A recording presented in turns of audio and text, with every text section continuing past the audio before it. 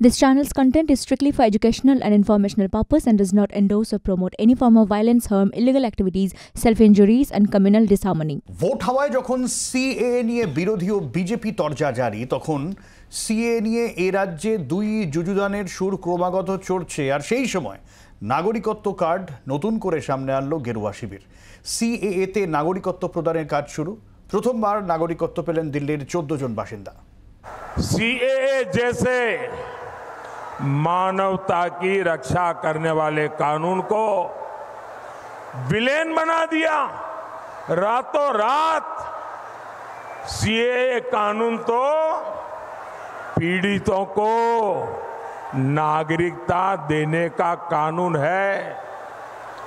इससे किसी की नागरिकता नहीं छीनती। কি আমার সংখ্যালঘু ভাই বোনেরা মিটিংয়ে এসেছেন,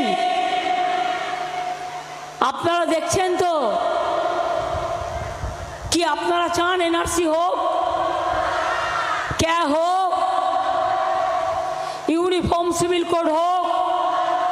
আমি আপনাদের কথা দিয়ে যাচ্ছি, প্রয়োজনে দেব মোরা এক নদী রক্ত, হোক না পথের বাধা প্রস্তর শক্ত।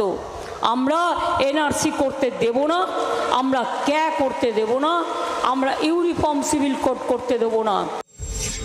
ভোটের আওয়ায় সিএএ নিয়ে এভাবেই তরজা জারি। তার মধ্যেই বড় খবর, সিএএ লাগু হওয়ার পর প্রথমবার নাগরিকত্ব পেলেন দিল্লির 14 জন বাসিন্দা। 2019-এ চালু হওয়া সংশোধিত নাগরিকত্ব আইন কবে তার বিধি চালু হবে তাই নিয়ে দেশ এবং রাজ্যে একেবারে তোলপাড় ছিল রাজনীতি। কয়েক মাস আগেই মার্চের 11 তারিখে চালু হয়েছিল বিধি, আর 2 মাসের মধ্যেই এবার 14 জনকে নাগরিকত্ব দিল ভারত সরকার।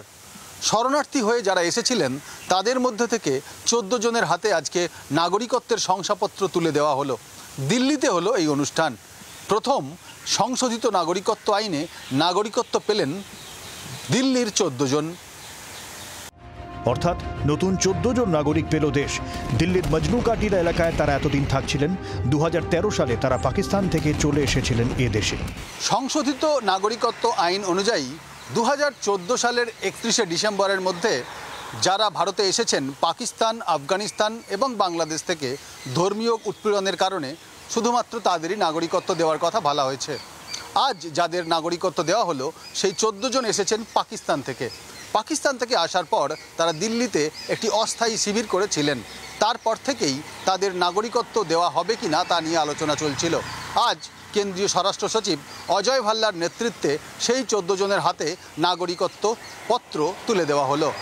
এবং শুধু তাই নয়, এই 14 জন ছাড়াও কেন্দ্রীয় স্বরাষ্ট্র মন্ত্রক জানাচ্ছে আরও বেশ কয়েকজনকে অনলাইনের মাধ্যমে যারা আবেদন জানিয়েছিলেন তাদের ডিজিটালি সাইন করা শংসাপত্র তুলে দেওয়া হয়েছে।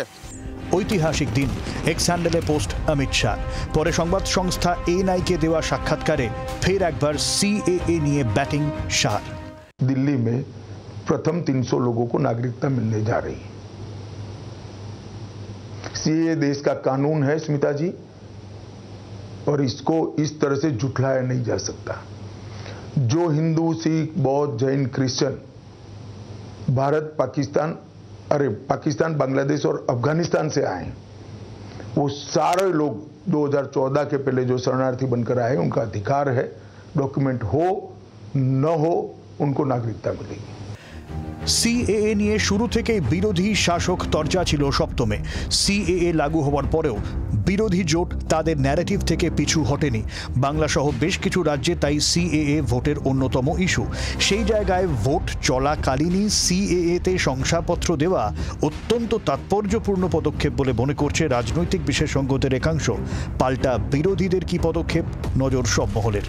নয়াদিল্লি থেকে ক্যামেরায় শুভাশিসের সঙ্গে রাজীব চক্রবর্তী, জি 24 ঘন্টা। বাংলার আওয়াজ, বাঙালির আবেগ, জি 24 ঘন্টা।